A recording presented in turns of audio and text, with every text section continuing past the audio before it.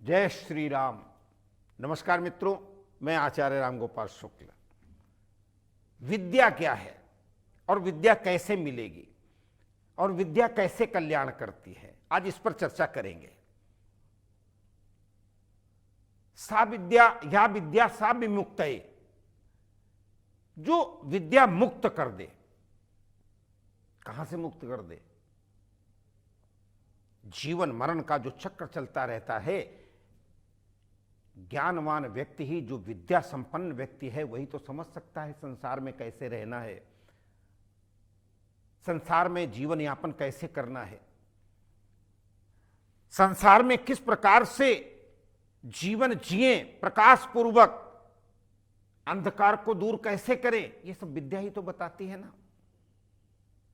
इसीलिए तो सबसे पहले गुरु की जरूरत होती है।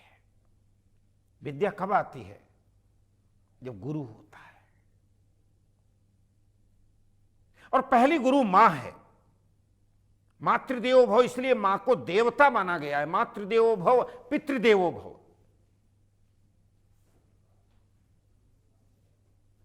और जब प्रथम काल में, शैशव काल में वो सब चीजें पहचानने लगता है, उसमें भी विद्या का ही अंश होता है। क्योंकि पहचानने में बच्चा जब पहचानता है, ये हमारे चाचा है, ये नाना है, ये मामा है, ये ताया है, माँ उनको परिचय करवाती है, माँ सबसे पहले दिखाती है, उंगली दिखाती है, तो बच्चा हंसता है। वहां से ही विद्या का शुभारंभ होता है। जीवन के समस्त क्षेत्रों में, जीवन के समस्त वातावरण को, जीवन के समस्त चीजों को बताने वाला, दिखाने वाला, कहने वाला, समझने वाला, समझाने वाला, वही तो विद्या है ना। विद्या के बिना तो कुछ नहीं, मां सरस्वती के बिना कुछ भी नहीं। और उस विद्या को प्राप्त करने के लिए प्रयत्न हमें ही करने पड़ेंगे।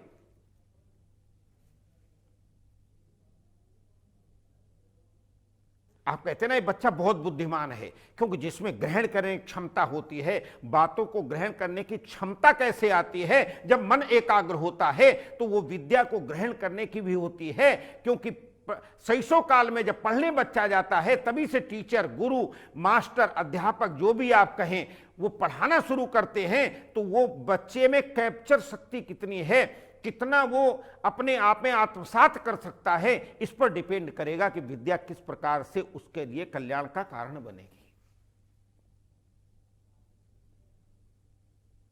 विद्या तो एक चोर को भी आती है, विद्या तो एक डकैत को भी आती है, विद्या तो दुष्ट को भी है। दुष्टता के नए नए गुण सीखना वो विद्या का कारण है। लेकिन विद्या विमुक्त है, जो मुक्त कर दे वो विद्या।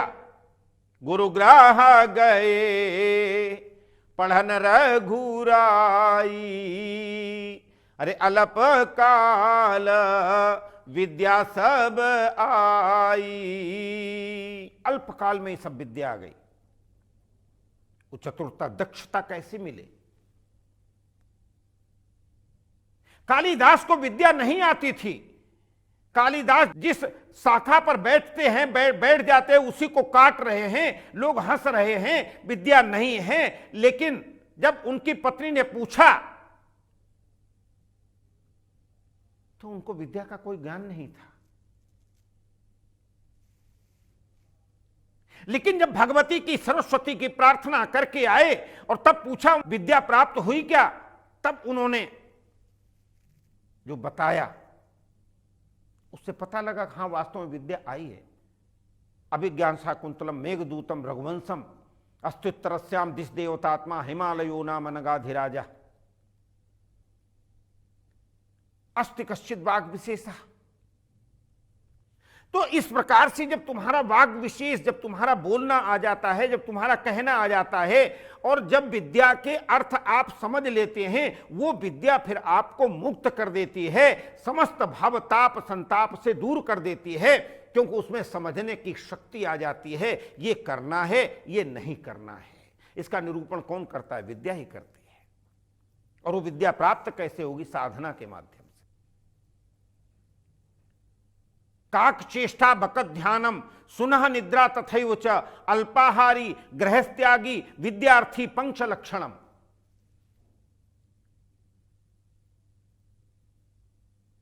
ये 5 लक्षण हैं। काक निद्रा बकत ध्यानम सुनह, ये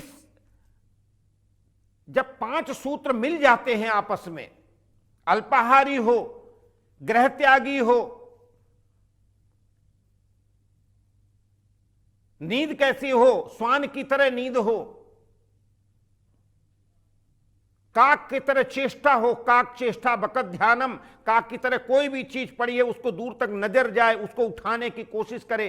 गुरु जो भी ज्ञान दे रहा है या कहीं से भी ज्ञान मिल रहा है या कुछ भी कानों में पढ़ रहा है, उसमें अच्छा क्या है बुरा क्या है उसको छांट करके निकाल देना, उसे विद्या कहते हैं। वो ज्ञान आना ही विद्या का स्वरूप है।